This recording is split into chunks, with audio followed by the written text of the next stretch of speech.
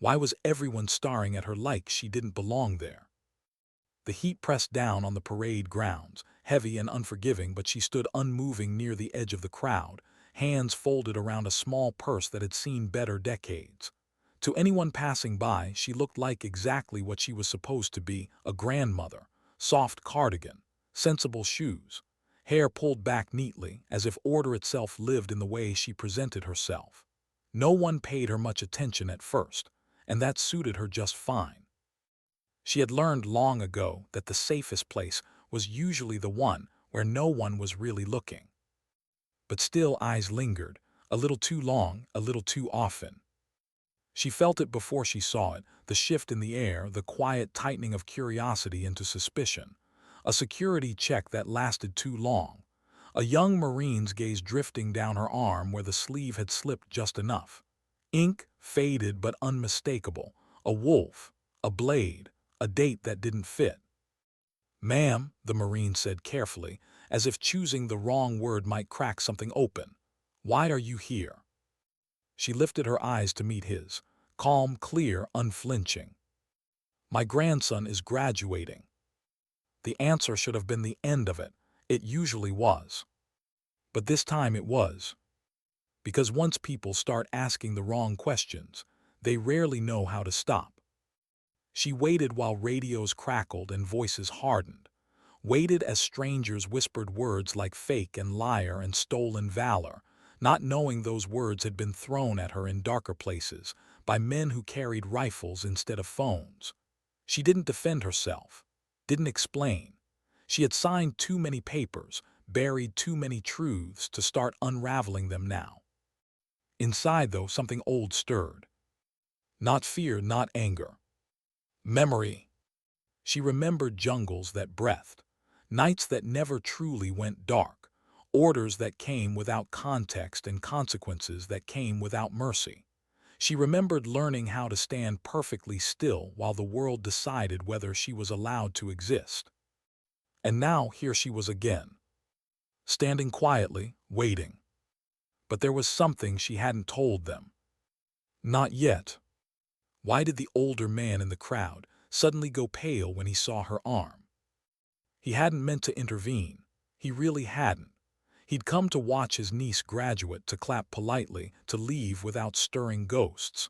But the moment his eyes landed on that tattoo, his breath caught in his throat like he'd been struck. Because some symbols don't fade. And some dates aren't wrong, just hidden. He recognized it instantly. The wolf, the blade, the operation that officially never made it past a single line in a redacted report, an operation that ended and then didn't. When he spoke, authority crept into his voice without asking permission. When he said her name, softly, carefully, she felt the past turn its head. She didn't react, she rarely did. But for the first time that day, she knew this wouldn't stay quiet. Phones came out. Officers arrived. The temperature seemed to rise another 10 degrees, or maybe that was just the weight of something classified surfacing where it didn't belong. When the truth finally cracked open, it didn't explode. It settled. A general's salute. A file displayed in silence. Awards she had never worn. Missions she had never spoken aloud. She watched the faces around her change, not into admiration, not yet, but into understanding, the dangerous kind, the kind that makes people realize they were wrong. She didn't want apologies, she didn't want recognition. She just wanted to sit somewhere quiet and watch her grandson become a Marine. But the past doesn't always care what you want. What does it feel like when your grandson learns who you really are? He stood there in his dress uniform, posture perfect, eyes searching her face like it might rearrange itself into someone else, someone easier, someone simpler. She saw the conflict hit him in waves, pride colliding with confusion, awe tangled up with disbelief. "You were a nurse," he said softly, like saying it louder might break it. "I was," she answered, and then after a pause, "and I was more." She watched him read the file, watched his hands tremble, watched the image of Grandma fracture into something heavier, something sharper. She didn't rush him. She had learned not to rush people through truth. Truth takes its time. "I didn't tell you," she said finally, "because I wanted you to grow up without carrying this weight." She didn't tell him about the nights she couldn't sleep, about the faces that never left, about the line she'd drawn and the cost of holding it. Not yet. Some truths need the right moment. Some only make sense after silence. Who was the man who stepped forward, and why did his voice shake? He moved slowly, favoring one leg, every step echoing something unfinished. When he spoke her name, it wasn't accusation or curiosity. It was gratitude. He told them about a jungle, about pain so bright it erased sound, about a woman who appeared when no one else could, who set his leg, lifted his body, and carried him through hell without ever once promising he'd survive. She didn't hesitate, he said. She didn't ask permission, she just acted. The crowd went quiet. Because suddenly, this wasn't about medals or records or history. It was about impact. Lives continuing because someone refused to quit. Futures existing because someone chose courage over comfort. She listened, eyes forward, jaw tight. She had buried that mission so deep she sometimes wondered if it had happened at all. And yet here it was. Alive speaking. Why did the general pause before revealing the order she refused? Some stories hurt more when they're told out loud. He spoke carefully, about Afghanistan, about intelligence that was wrong, about an old man whose death would have been convenient. And about her answer. "I won't murder grandfathers." The words landed heavier than any applause. She hadn't refused out of rebellion, or ego, or defiance. She had refused because she still needed to live with herself. That decision ended her career, erased her future, silenced her voice for decades. But it saved a life. And that life saved others. She sat there as the weight of it settled across the crowd, not triumphant, not bitter. Just tired. And finally seen. What happens when silence breaks after 40 years? Later, in the quiet of a small hotel room, she sat alone with the hum of an air conditioner and a phone full of messages she wasn't ready to read. The world was moving again, reshaping her story into headlines and arguments and debates. But for the first time in decades, she felt light. Not because the past had been forgiven, but because it had been acknowledged. Her grandson understood now, not everything but enough. And as sleep finally pulled her under, one thought stayed with her, steady, grounding, familiar. She had never needed recognition to know who she was. She had needed integrity. Because sometimes strength doesn't shout. Sometimes courage doesn't wear medals. Sometimes dignity doesn't speak at all. It simply acts. Why did the air suddenly feel tighter when the older man stepped out of line? At first, no one noticed him. He was just another face in the crowd, khaki pants, sun-faded polo, posture too straight for a civilian. But Evelyn felt it anyway. The way some instincts never retire. The way certain movements pull focus without asking permission. When he stopped walking and stared at her arm, she knew something had shifted. Recognition has a sound. It's quiet. Almost like a breath catching in a chest that hasn't done that in years. The man's face drained of color as if he'd just seen a ghost. His wife said something to him. Evelyn couldn't hear what, but he didn't respond. His eyes stayed locked on the tattoo, the wolf, the blade, the date that didn't exist in polite history. He moved toward the checkpoint with purpose, not hurried, not hesitant. The kind of walk that comes from decades of knowing when silence needs to be broken. The Marines noticed him too late to stop him. By the time anyone thought to intervene, he was already speaking. "I believe you're making a serious mistake." The words were calm, too calm, the kind of calm that unsettles people who rely on rank and procedure to feel safe. Evelyn didn't turn to look at him. She didn't need to. She already knew who he was, not by name, not yet, but by bearing. This was a man who had lived inside classified hallways and learned which doors were meant to stay closed. A man who knew that sometimes doing the right thing meant burning your cover and dealing with the fallout later. The gunnery sergeant bristled. Authority met authority, and for a second the air between them felt charged, like metal about to strike stone. But then the man identified himself. Colonel retired, intelligence. Those words carried weight even stripped of uniform.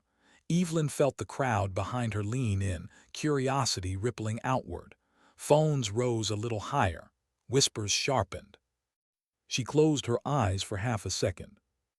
So this was how it surfaced. Not with an announcement, not with an apology, but with recognition.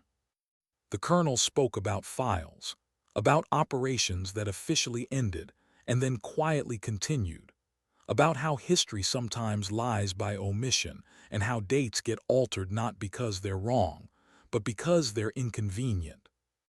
Evelyn listened without reacting.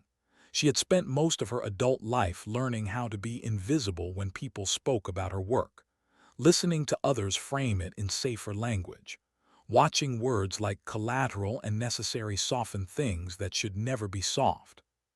When the general's name came through the phone, something in the Marines' posture shifted. The radios went quiet, procedures unraveled. This was no longer a misunderstanding. This was exposure. And exposure, Evelyn knew, came with consequences. She remembered the first time she'd felt it, the sense that the walls were thinning. Honduras. A night so thick with humidity it felt like breathing through cloth. She'd been 29, tired, angry, still pretending she wasn't scared. Back then, exposure meant death. Now it meant something else. But she wasn't sure yet whether that was better. As the phone was handed from one set of shaking hands to another, she stood exactly where she was told to stand. Her face calm, her breathing slow. She didn't look at the crowd, didn't look at the Marines, didn't look at the man who had just cracked open 40 years of silence. She focused on one thing only. Garrett. Somewhere on that base, her grandson was standing in formation, spine straight, eyes forward, doing exactly what he'd been trained to do, trusting the system to work the way it was supposed to. She wondered what he'd think if he could see her now, standing near a gate, surrounded by uniforms, accused and defended in the same breath. She wondered if this would change the way he looked at her forever. The thought hurt more than the heat. When the general arrived, everything moved quickly, too quickly. Vehicles, salutes, officers stepping aside as if pulled by gravity itself. Evelyn watched it all with the distant clarity of someone who had once orchestrated scenes like this from the shadows. Power always moved the same way. It bent space around itself. The salute came next. Sharp, clean, unmistakable. For a moment she didn't react. Reflex tried to pull her into motion, tried to return it, to acknowledge the rank, but she stopped herself. She hadn't worn a uniform in decades, hadn't earned the right to answer that way anymore. So she nodded instead. And somehow, that nod carried more weight. The tablet turned toward her. Lines of text, black bars, dates, places, decorations she had never been allowed to touch. Words that described her life as if it belonged to someone else. She didn't feel pride reading it. She felt distance. Those missions didn't feel like accomplishments. They felt like decisions, each one a fork in the road where she'd chosen survival for herself or someone else, and lived with the outcome. When the general spoke her name aloud, clearly, without hesitation, something loosened in her chest. Not relief, not validation. Recognition. She had been erased so thoroughly for so long that simply being named felt strange. Then Garrett arrived. She saw him before he saw her. 19 years old, lean, newly forged. His uniform sat on him like armor he was still learning how to inhabit.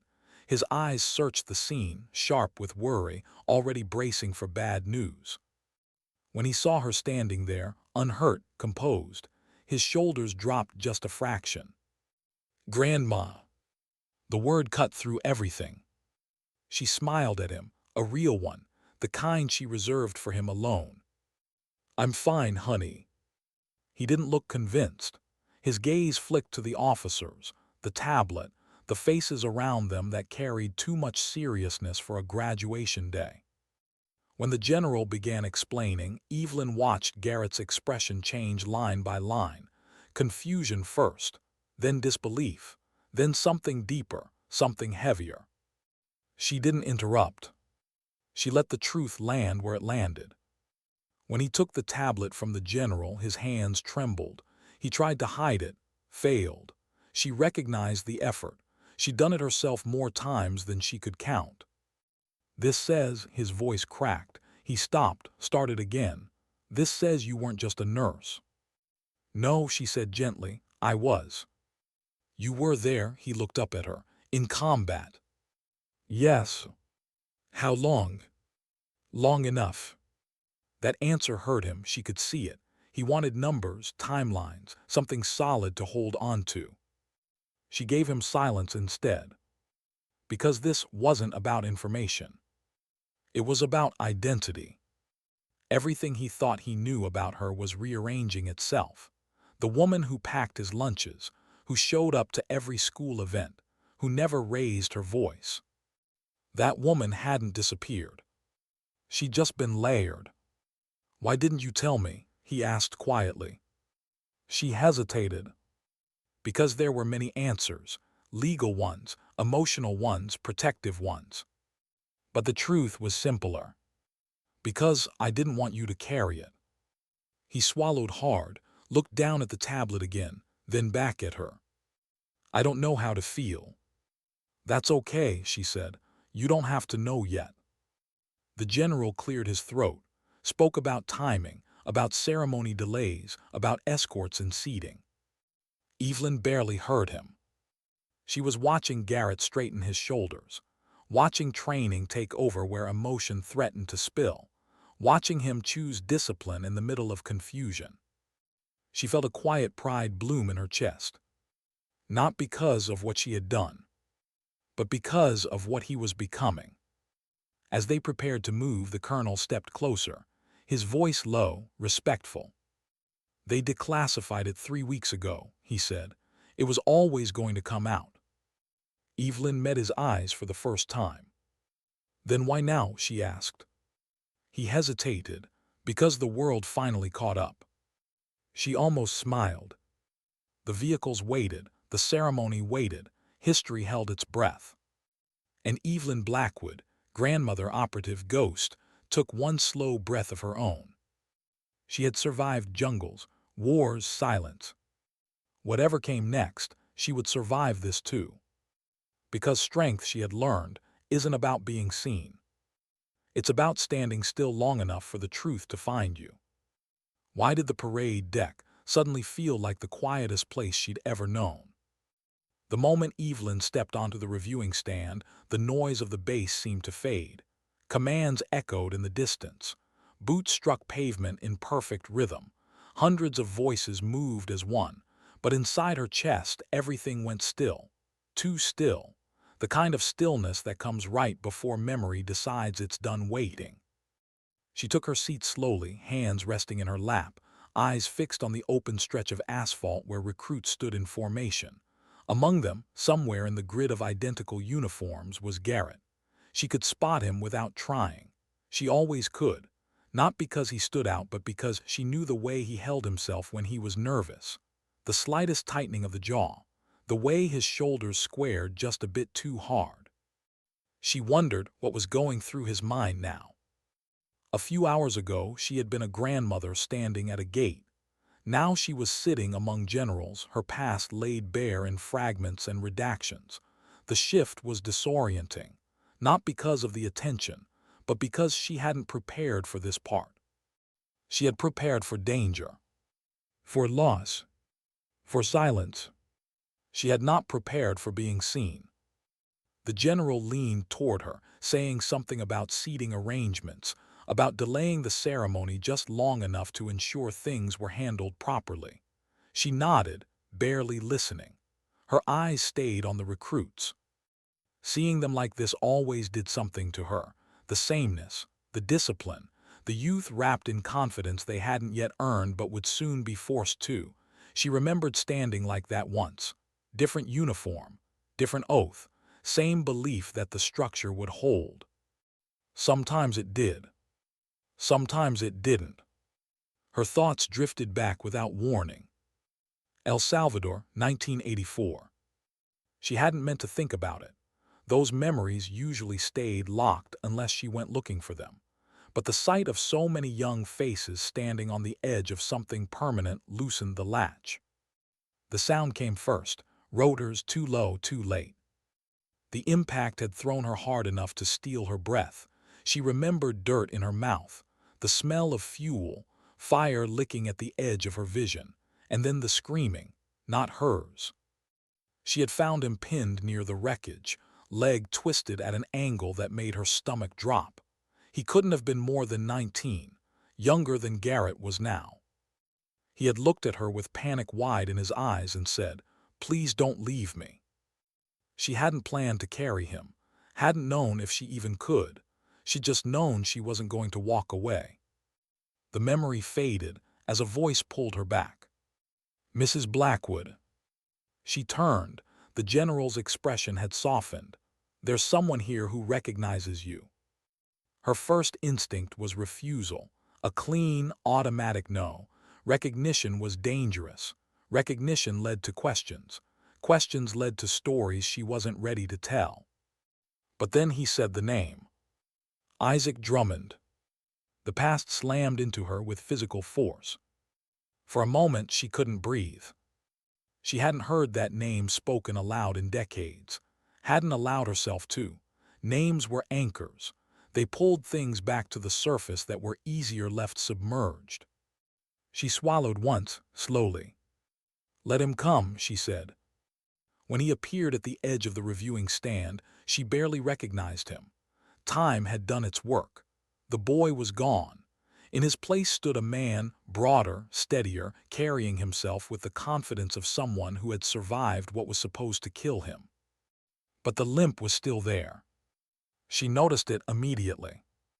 When their eyes met, something unspoken passed between them. No words, no smiles, just recognition layered with history. He stopped a few feet away, removed his cap and held it against his chest. His hands trembled. "Ma'am," he said. Her voice was quiet when she answered, "Captain." For a second, neither moved. 38 years collapsed into a single breath. He was the one who broke the silence. "I've been trying to find you for most of my adult life." She nodded once. "I know." "You knew." "I kept track," she said simply. His eyes shone. "You saved my life." She tilted her head. "You survived, that was the goal." He exhaled a shaky laugh. "You carried me 8 miles through a jungle while people were trying to kill us. I had good motivation." "What was that?" "I didn't feel like filling out the paperwork." That earned a breath of laughter from him, but it cracked quickly, emotion bleeding through the humor. "They told me none of it happened," he said. "That I was confused. That shock does things to memory." Her jaw tightened. "It does, but not like that." He nodded. "I knew I wasn't wrong, I just couldn't prove it." The general stepped forward, sensing the gravity of the moment. "Captain Drummond has requested permission to address the formation." Evelyn felt a flicker of alarm. "That's not necessary." Drummond looked at her, pleading now. "Ma'am, please, I've carried this for a long time, I need to say it." She studied his face, the lines around his eyes, the steadiness beneath the emotion. This wasn't about recognition. This was about release. She gave a small nod. "All right." When he walked to the podium, the energy on the parade deck shifted. Recruits stiffened. Families leaned forward. Something important was about to happen, even if they didn't yet know what. Drummond's voice carried easily, clear, controlled. the voice of someone used to command but speaking now from somewhere much deeper. He told them about the crash, about the pain, about thinking he would die alone in a place no one would ever visit again. He spoke about the woman who appeared beside him, not as a legend, not as a symbol, but as a presence. Calm, focused, relentless. She told me to shut up, he said, and a ripple of quiet laughter moved through the crowd. And then she saved my life. Evelyn stared straight ahead, hands clasped tightly together. As he described the ambush, the gunfire, the way she moved with precision rather than panic, she felt something stir inside her. Not pride. Grief. For the years she'd spent pretending that version of herself didn't exist. For the silence she'd wrapped around it like gauze. For the way survival had required erasure. When he finished, the silence that followed was heavy, respectful, uncomfortable. Then the applause came. She didn't stand, didn't smile. She simply closed her eyes for a brief moment and breathed. The general spoke next, about transparency, about service, about moral courage. And then he said the words she had always known would surface eventually. There was an order, he said, and she refused it. Her spine stiffened. This was the part she hadn't agreed to.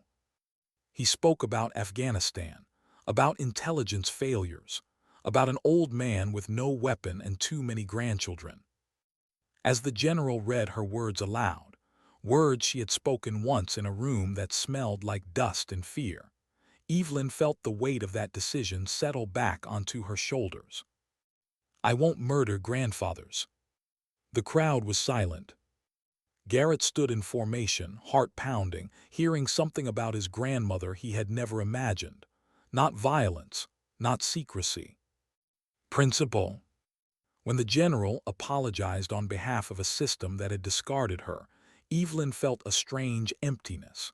She had lived too long without that apology to know what to do with it now. But when Colonel Whitmore added the truth, that the man she'd spared had gone on to save others, something in her chest loosened. Not vindication. Peace. Later, when the recruits were released and Garrett approached her, his eyes were different, clearer, steadier. "You'd do it again," he said. "Yes." No hesitation. None. He nodded slowly. "Then I understand." She pinned the emblem to his collar with steady hands. This time when he saluted her, she returned it. Not as an operative, not as a ghost, but as a woman who had lived with her choices and stood by them anyway. Because sometimes the bravest thing isn't what you do in battle. It's what you refuse to do when no one is watching. Why did she feel heavier after the applause faded? The crowd slowly dispersed, voices rising again, laughter returning in careful increments, as if everyone was afraid to disturb something fragile that had just settled over the parade deck. Evelyn remained seated for a moment longer than necessary. Applause had never done this to her before. It usually passed through like weather. This time it stayed. Because applause didn't erase memory. It didn't undo choice. And it certainly didn't give back what had been taken. Garrett stood nearby, speaking quietly with another Marine, but his attention kept drifting back to her. She noticed. She always noticed. That awareness of rooms, of people, of emotional shifts never left you once you learned it. It only softened around the edges. When he finally approached, he didn't speak right away. He stood there, tall, unsure, like he was waiting for permission he didn't know how to ask for. She patted the seat beside her. "Sit." He did carefully. "I don't know what to say," he admitted. "You don't have to say anything." He exhaled slowly. "I keep thinking about how many times you tucked me in at night, how many times you told me stories that had nothing to do with this." "This was never meant to be your story," she said gently. "But it is part of you." "Yes," she agreed, "it is." They sat in silence, watching families reunite, watching young Marines hug parents who didn't yet understand what they were hugging goodbye to. Evelyn felt a familiar ache settle in her chest, not regret, awareness. I always thought strength meant doing what you're told, Garrett said quietly. Following orders, proving yourself. She turned to look at him fully now. Strength is knowing when an order costs you something you can't afford to lose. He nodded, absorbing it slowly. Did it ruin your career? He asked. Yes. Do you regret it? She didn't answer right away. Regret was a complicated word, too broad, too forgiving. No, she said finally, but it changed my life. That was closer to the truth. Later, as they walked toward the parking lot, she noticed the distance people gave her. Respectful, uncertain. The kind of space reserved for something sacred or dangerous. She didn't like it. She preferred anonymity. Preferred being the woman people smiled at without asking questions. But anonymity was gone now, and she would have to learn how to live without it. That night, sleep didn't come easily. She lay in the dark hotel room, staring at the ceiling fan as it traced slow, steady circles. The hum of the air conditioner reminded her too much of engines, of movement, of places where rest was a luxury. Her phone buzzed again and again. Messages from strangers, veterans, journalists, people who wanted quotes, people who wanted closure, people who wanted to frame her story into something that made sense to them. She turned the phone face down. What none of them understood was that the hardest part hadn't been the missions. It had been coming home. After Afghanistan, she had been handed a manila envelope and a handshake that felt more like dismissal. No ceremony, no explanation, just a quiet understanding that her usefulness had expired. She packed her things, changed her name, learned how to grocery shop without scanning for exits, learned how to sit in a room with her back to a door and not feel exposed. Some habits never faded. She had raised Garrett's mother alone, watched her grow, watched her leave, then watched her struggle, and when Garrett was born, Evelyn had felt something shift. This child would not inherit her ghosts. She would make sure of it. She had cooked dinners, helped with homework, attended parent-teacher meetings where no one suspected that the quiet woman in sensible shoes had once decided the fate of rooms full of armed men. That life had felt honest. Now, lying awake, she wondered if she had truly protected Garrett, or simply delayed the moment when truth arrived. Her phone buzzed again. This time, it was a number she recognized. Colonel Whitmore. She hesitated before answering. Yes. They're going to make a statement in the morning, he said. Official recognition, full restoration of record. I don't need that. I know, he said, but they do. She closed her eyes. And what does that change? A pause. It changes how the story gets told. That was what she feared. After the call ended, she sat up slowly, feet touching the carpet. The room felt too small, too quiet.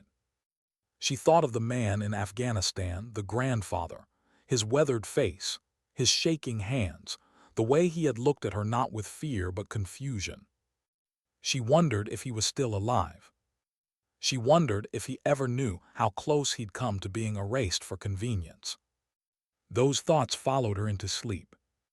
The next morning she stood at the edge of the base watching the flag rise. The motion was slow, deliberate, grounded. She liked that. Garrett joined her, uniform crisp, face calmer than it had been the day before. They want me to speak, he said. She glanced at him. Do you want to? I think so, he said. Not about you, about what I learned. She smiled faintly. Then speak. At the press briefing, cameras flashed, questions flew, narratives began forming almost instantly. Evelyn stood off to the side, just outside the frame. She wanted it that way. Garrett spoke clearly, thoughtfully, about service as responsibility, not glory, about moral courage, about how strength could be quiet and still change the course of lives. When a reporter asked him how it felt to discover his grandmother was a legend, he paused. "She's not a legend," he said. "She's a woman who made choices and lived with them." Evelyn felt her throat tighten. Afterward, as the crowd thinned, she felt someone approach. A young woman, maybe 25, army patch on her shoulder, eyes sharp, nervous. "Ma'am," she said, "I just wanted to say I didn't know people like you existed." Evelyn studied her face, the eagerness, the uncertainty, the hunger for permission. "We exist," she said quietly. "We just don't always survive the telling." The woman nodded, eyes shining. As Evelyn walked away, she felt something unfamiliar stirring beneath the weight of memory. Not closure. Possibility. She had spent decades believing her story ended the moment she refused that order, believing that integrity came with exile, and exile meant silence. But maybe silence wasn't the end. Maybe it was just a pause. Because sometimes, redemption doesn't arrive as forgiveness. Sometimes it arrives as understanding. And sometimes, after a lifetime of standing still, you realize the world finally caught up to where you were all along. Why did the invitation feel heavier than any deployment order she'd ever received? The envelope sat unopened on the small kitchen table of her rented house, its edges too clean, its seal too precise. Evelyn stared at it longer than she meant to. Official seals had a way of pulling her backward, of reminding her how easily a life could be redirected with ink and authority. Garrett stood by the counter, pretending not to watch her. He'd learned that habit from her, giving space without leaving. It was a quiet kind of loyalty. "You don't have to go," he said finally. She picked up the envelope, turned it over once, then set it back down. "I know." Inside was an invitation to speak at a closed-door ethics forum. Senior officers, policy advisors, a room full of people who wanted to understand what had happened, why it mattered, and how to prevent it from happening again. They wanted her story. She wasn't sure she wanted to relive it. "I spent most of my life trying not to be a lesson," she said. Garrett leaned against the counter. "Maybe this time it's not about you." That landed differently. Because he was right, and she hated that he was right. The drive to the base was quiet. Fields slid past the windows, green and unassuming, hiding nothing beneath them. Evelyn kept her eyes on the road, hands steady on the wheel. She felt the old anticipation creeping in, not fear, not adrenaline, but readiness. The kind that came when something mattered, whether you liked it or not. As they passed through the gate, she noticed how differently she was treated now. No suspicion, no hesitation, names spoken softly, salutes offered without expectation of return. It unsettled her more than the distrust ever had. The room they led her to was small, windowless, a long table, notebooks already open, people already prepared to extract meaning. She sat at the head of the table because that's where they directed her. The position felt wrong. She had spent her career operating from the margins, where decisions were cleaner and ego stayed out of the way. A colonel cleared his throat. "We're grateful you agreed to be here." Evelyn nodded once. "I didn't agree to be dissected." A few people shifted uncomfortably. "Good." "What would you like us to understand?" someone asked. She leaned back slightly, eyes moving across the room. Faces of men and women who had never had to choose between obedience and humanity in the same breath. "I want you to understand that the hardest part wasn't refusing the order," she said. "The hardest part was knowing I'd be alone afterward." Silence followed, not the polite kind, the listening kind. "When you refuse something like that," she continued, "you don't just lose your career. You lose your community, your language, your sense of where you belong."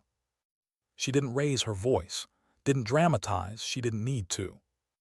"I wasn't brave," she said. "I was clear." A man across the table frowned slightly. "Do you think the system failed you?" Evelyn considered that. "The system did what it was built to do," she said. "It removed a variable that didn't comply." That answer sat heavy in the room. Afterward, Garrett waited for her outside. He didn't ask how it went. He read her face instead. "You did good," he said. She shook her head. "I told the truth, that's different." They walked together toward the parking lot, steps slow, unhurried. The sun was beginning to set, casting long shadows across the pavement. Evelyn watched them stretch and distort. "Do you ever wish you stayed invisible?" Garrett asked. She thought about that, about grocery stores, quiet evenings, being known only for showing up on time and leaving without comment. "Yes," she said, "and no." That night she dreamed again. Not of gunfire, not of blood. Of doors. Endless hallways, doors she opened, doors she closed, doors she walked past without touching, each one marked with a name she remembered but never spoke. She woke just before dawn, heart steady, breath even. Some ghosts only want acknowledgement. The next weeks passed differently than she expected. She received letters, handwritten ones from people who had never met her, women in uniform, men nearing retirement, parents of service members. They didn't ask for details. They thanked her for choosing something harder than obedience. One letter stood out, from a young drone operator stationed stateside. She wrote about a decision she was still wrestling with, about a line she wasn't sure she could cross, about the fear of being labeled difficult. Evelyn read it twice. Then she wrote back. Not advice, not instruction. Just one sentence. "You're allowed to live with yourself." Garrett watched her place the letter in the mailbox. "You're changing things," he said. She shrugged. "I'm just standing where I always stood." The call came a week later. A voice from the past, one she hadn't expected to hear again. The man from Afghanistan. He sounded older, weaker, but unmistakably alive. "I heard about you," he said through a translator. "They told me you are famous now." Evelyn closed her eyes. "I never wanted that," she said. He laughed softly. "Neither did I just wanted to go home." They spoke for only a few minutes, about weather, about grandchildren, about how strange it was to hear each other's voices after so long. Before the line went dead, he said something that stayed with her. "You saved me twice," he said, "once with your hands, once with your choice." When the call ended, Evelyn sat very still. That night she stood alone on the porch watching the sky darken. Crickets sang. Somewhere in the distance a train horn sounded, low, mournful. She thought about the cost of her silence, the weight of her choices, the way the world had continued spinning while she stood still. She had believed for so long that survival required disappearance. But maybe survival could also mean presence. Not loud. Not celebrated. Just honest. Garrett joined her, handing her a mug of coffee she hadn't asked for. "You okay?" he asked. She nodded. "I think I finally am." He smiled. "Good." They stood together, watching the stars emerge one by one. Evelyn didn't know what the final chapter of her life would look like. She didn't need to. For the first time in decades, she wasn't trying to outrun her past or protect it from the light. She was letting it exist. Because sometimes, healing doesn't come from being forgiven. It comes from realizing that the choice you made, the one that cost you everything, also gave something back. Yourself. Why did the quiet finally feel earned? The house was still when Evelyn woke, the kind of stillness that no longer felt like waiting. Morning light slipped through the curtains and rested on the floor in soft lines, patient and unassuming. She sat on the edge of the bed for a long moment, listening to her own breathing, measuring it against memories that no longer surged at the sound of silence. This was new. For most of her life, quiet had been a threat, a space where old decisions replayed themselves without mercy, where faces returned uninvited, where she questioned, again and again, whether endurance was the same thing as peace. Now the quiet felt complete. She moved through her morning routine slowly, deliberately, coffee brewed, shoes laced. Outside, the neighborhood was just beginning to wake. Ordinary sounds, ordinary lives. She had once believed that ordinariness was something she had forfeited. She was wrong. At the kitchen table, Garrett sat in his uniform, elbows resting on the wood, hands folded. He looked older than he had weeks ago. Not aged, anchored. Purpose had a way of doing that. "You're up early," he said. "So are you." He smiled faintly. "I ship out in 2 days." She nodded. She'd known. But knowing and hearing were different things. "You scared?" she asked. He considered the question honestly. Yes and no. She understood that answer better than he realized. They ate in silence for a few minutes, comfortable, shared. "I won't be like you," he said suddenly. She glanced up, not offended, curious. "I mean," he continued, "I won't carry things alone the way you did." A breath left her chest that she hadn't realized she was holding. "That would be an improvement," she said.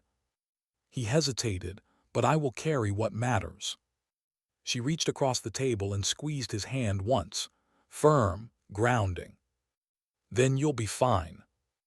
Later that day, she walked the familiar path behind her house, the one that curved through trees and opened into a small clearing.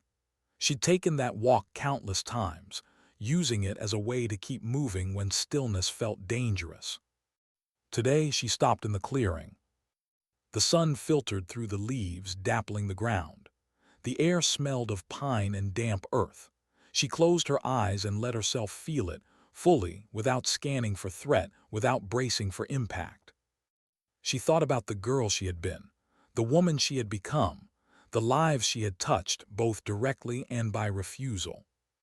She thought about how easily dignity could be mistaken for defiance. Her phone buzzed softly in her pocket.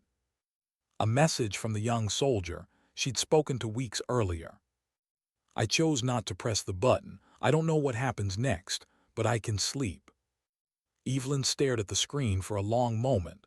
Then she typed back, "That matters." That night there was a small gathering, nothing official, no speeches, just a few people who had found their way into her life without asking permission. Colonel Whitmore, Captain Drummond, a neighbor who brought pie and never asked questions. They sat around a backyard table, sharing food, stories that didn't need to be finished to be understood. Laughter came easily. So did silence. At one point, Whitmore raised a glass. "To choices," he said, "and to the cost we're willing to pay for them." Evelyn lifted hers. She didn't add anything. She didn't need to. Later, as the evening thinned and people drifted away, Garrett lingered by the porch. "There's something I want you to have," he said. He reached into his pocket and handed her a small object, metal, warm from his hand. A simple Marine Corps emblem. She studied it, then looked up at him. "This is yours." "Not yet," he said, "and when it is, I want you to keep it." Emotion pressed in, sudden and sharp. "I don't deserve." He shook his head. "You taught me what it means, that's enough." She closed her fingers around it. That night she placed the emblem in a small wooden box on her dresser. Inside were a few items she had allowed herself to keep. A folded photograph, a faded patch, a list of names written in her own hand. She added the emblem gently, then closed the lid. In the days that followed, life didn't become extraordinary. And that was the gift. She went to the market. She watered the plants. She answered letters when she felt like it. She declined invitations she didn't. She lived. On the morning Garrett left, they stood by the car, the air cool, the sky pale with promise. He hugged her tightly. "Thank you," he said. "For what?" "For showing me that strength isn't loud." She stepped back, hands on his shoulders, eyes steady. "Remember this," she said. "Orders end, choices don't." He nodded. As the car disappeared down the road, Evelyn stood there until the sound faded completely. She didn't wave. She didn't cry. She breathed. Later, sitting alone on the porch, she watched the light change. She thought about the decades she had spent believing that dignity meant silence, that survival meant shrinking. She knew better now. Dignity doesn't announce itself. It doesn't demand recognition. It doesn't need permission. Sometimes, dignity is a woman who stands her ground. Sometimes, it's a refusal spoken once and carried forever. Sometimes, it's the quiet courage to live openly after a lifetime of restraint. And sometimes, dignity doesn't speak at all. It simply acts.